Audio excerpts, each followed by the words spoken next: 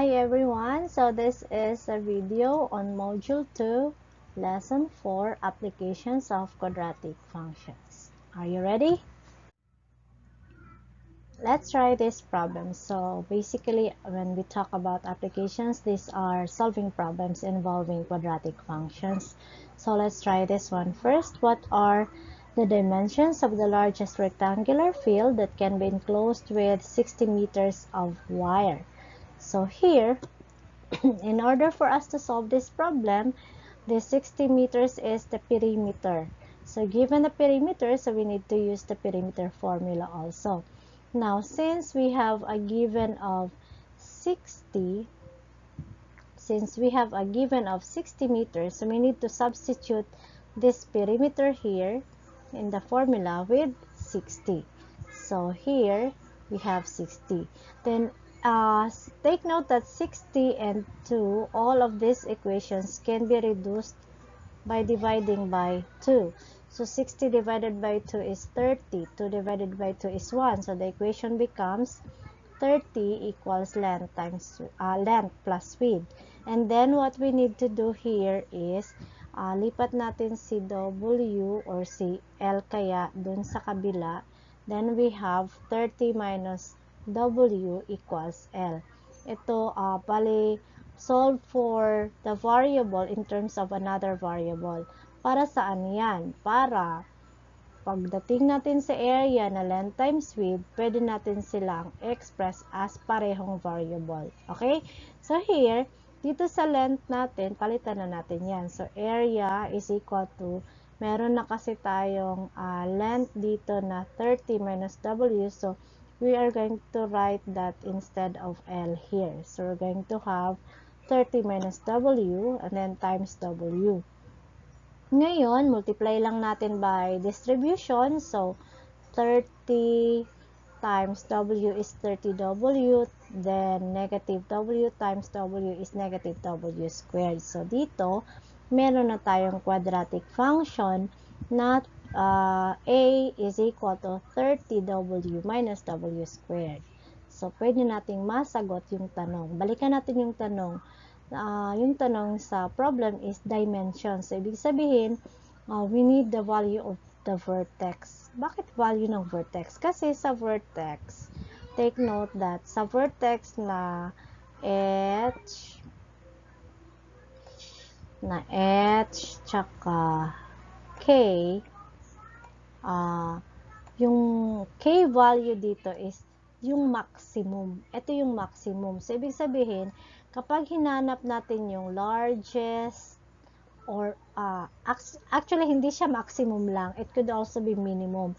So kapag tinanong sa problem tungkol dun sa largest or sa smallest or sa maximum or minimum, you are just going to find out what K is para yun yung magiging sagot mo.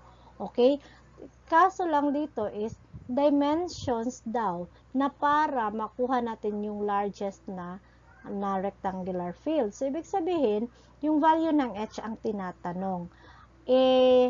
Nasa equation pa lang tayo. How do we get the vertex? Okay, meron tayong two ways. Excuse me. Yung unang way is, hanapin natin ang vertex via algebraic solution. So, ito yung ipapakita ko dito.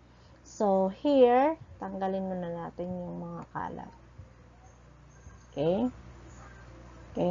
So, from this slide, let's find the vertex using the algebraic method. So, here, we're going to arrange first 30W minus W squared will become negative W squared plus 30W. Nag-arrange lang tayo into arrange lang as X squared plus BX. Okay? So, ngayon, by transformation, kailangan nating i-separate, i-factor out yung A. Since yung A natin is negative 1, so labas yung A. Yun, anong nangyari? Divide lang natin. Nilabas natin si negative. Tapos yung dito, nag-change lang tayo ng sign. So, from negative, positive na si W squared. From positive, negative na siya. Okay? Tapos, complete the square by adding b over 2 squared. So, since our b is 30, so meron tayong 30 divided by 2 is 15.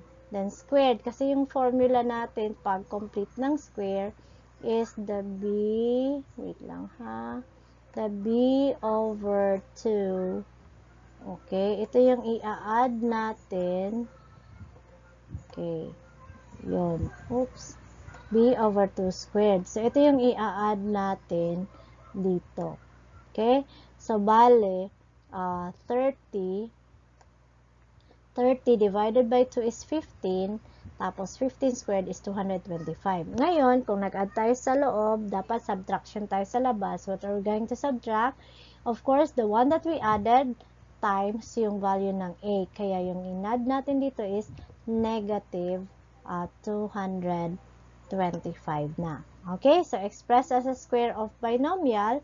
So, meron tayong w minus negative w minus 15 squared tapos plus 225 na kaya na nating i-identify ang vertex kasi naka-vertex form na siya.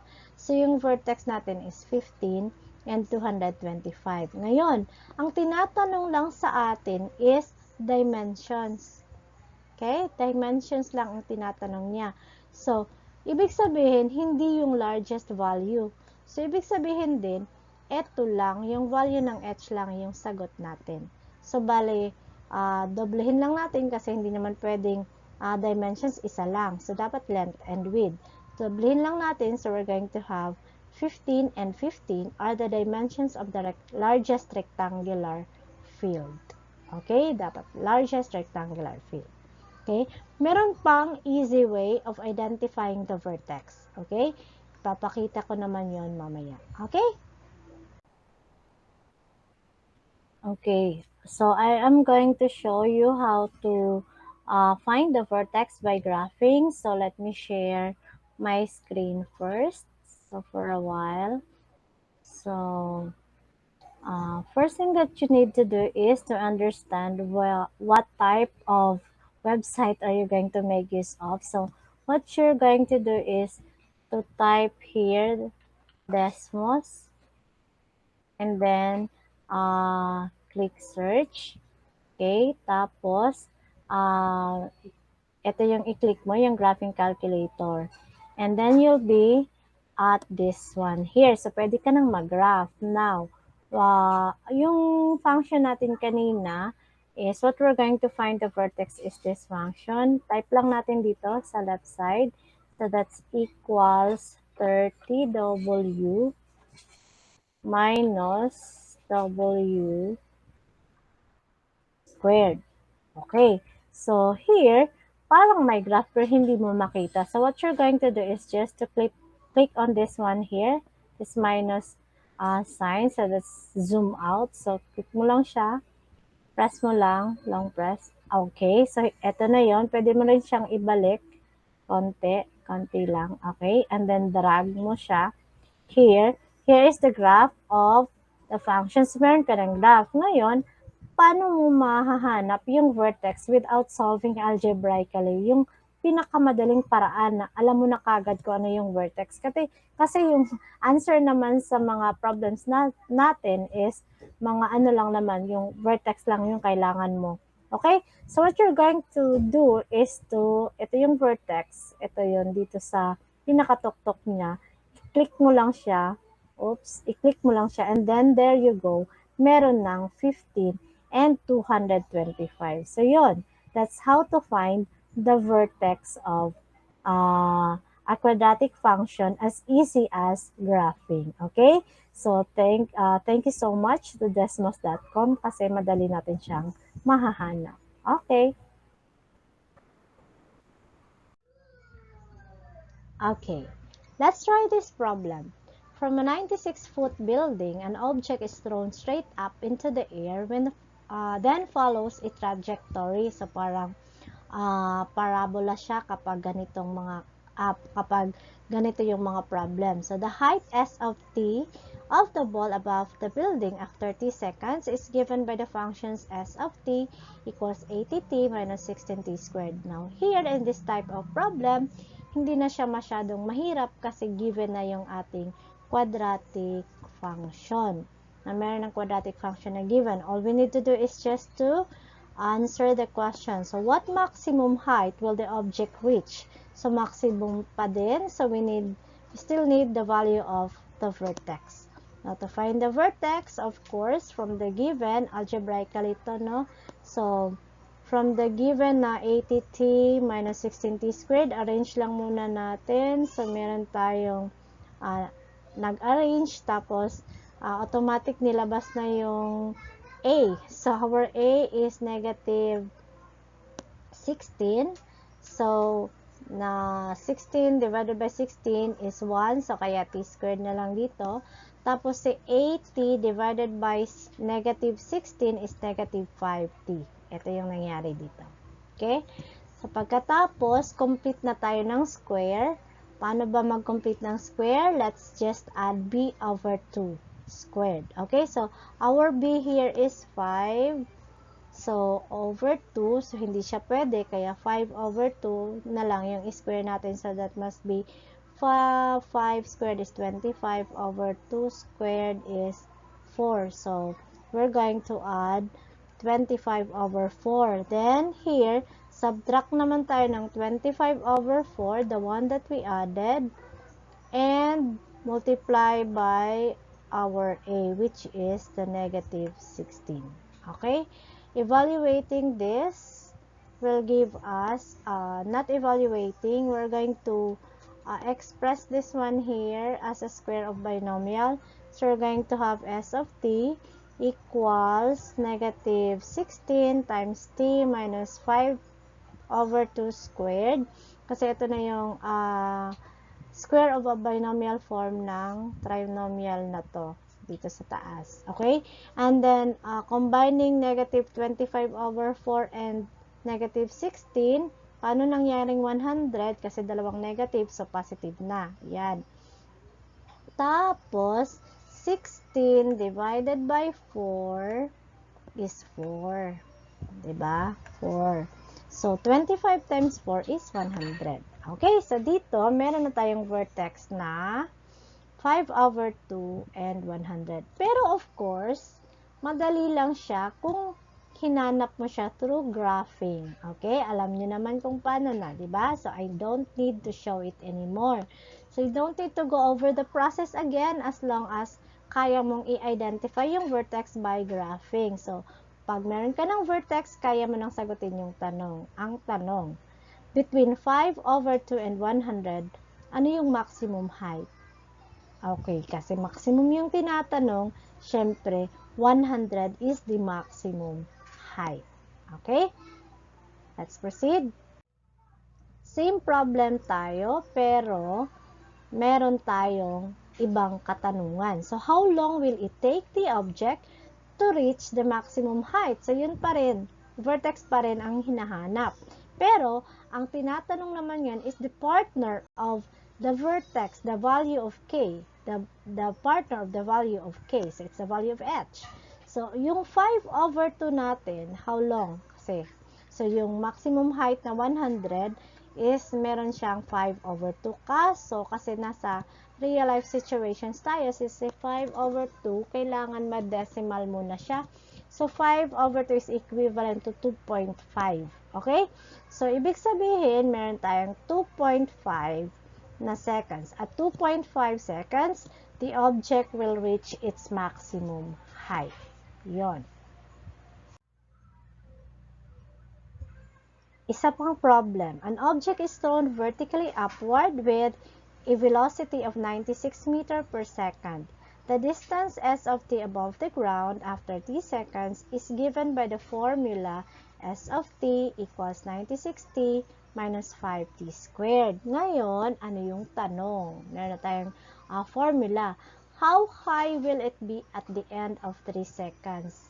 So, tinatanong lang tayo kung ano yung value ng S of t kapag t is equal to 3. So, madali. Anong gagawin?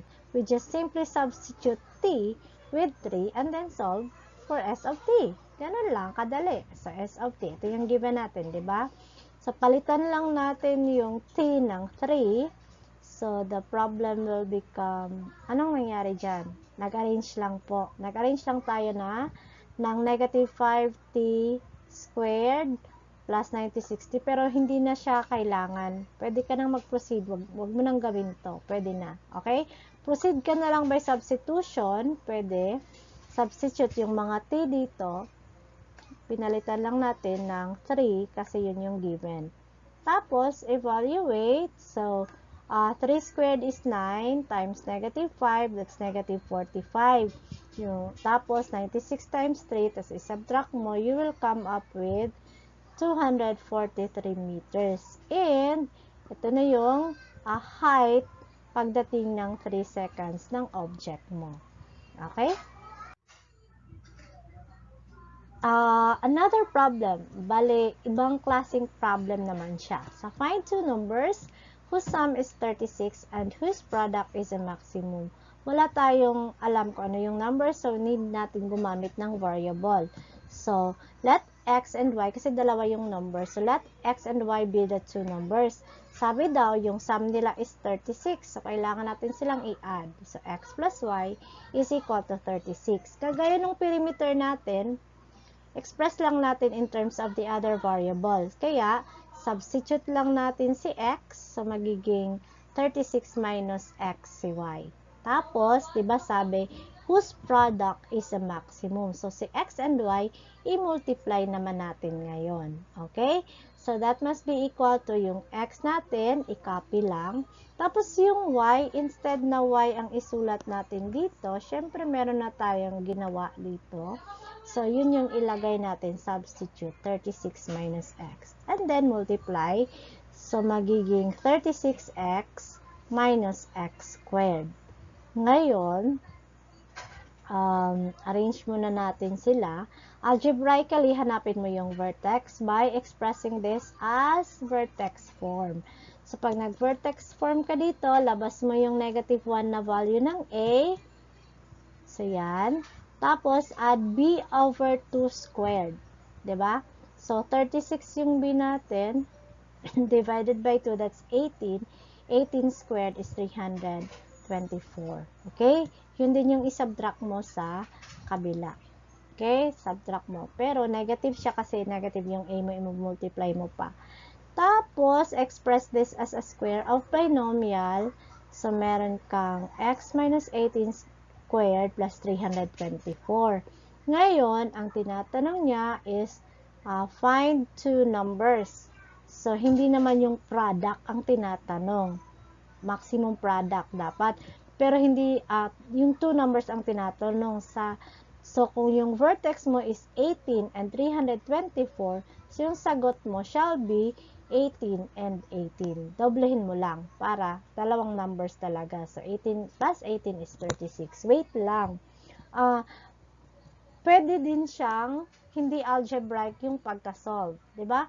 Pwede ka rin mag-solve by, hanapin mo yung vertex through graphing. Of course, alam nyo na kung paano. Okay?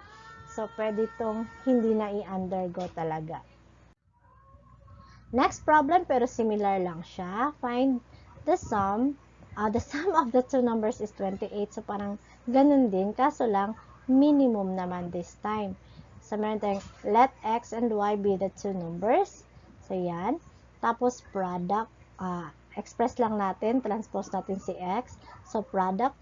Ang tinatanong, so we're going to have x. Tapos, yung y, 28 minus x.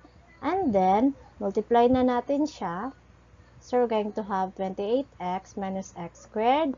Solve algebraically the vertex. So, ito yun. Negative 28x. Bali, negative 1 yung a natin. So, yan. Tapos, add tayo ng b over 2 squared. 28 yung b. So, 28 divided by 2 is 14. 14 and 14. 14 times 14, I mean, is 196. Yun din yung isubtract natin sa labas ng parentheses. Ngayon, express as a square of binomial. So, meron tayong x minus 14 squared plus 196. Meron tayong vertex na 14 and 196. Ngayon, yung tinatanong niya is find the numbers. So, yung sagot natin is 14 and 14. By the way, again and again, pwede kang hindi gumamit ng solution na to. Just take note na pwede kang mag-graph. Tapos, hanapin mo yung vertex. Okay? So, this will be all. Bye-bye. Thank you for watching.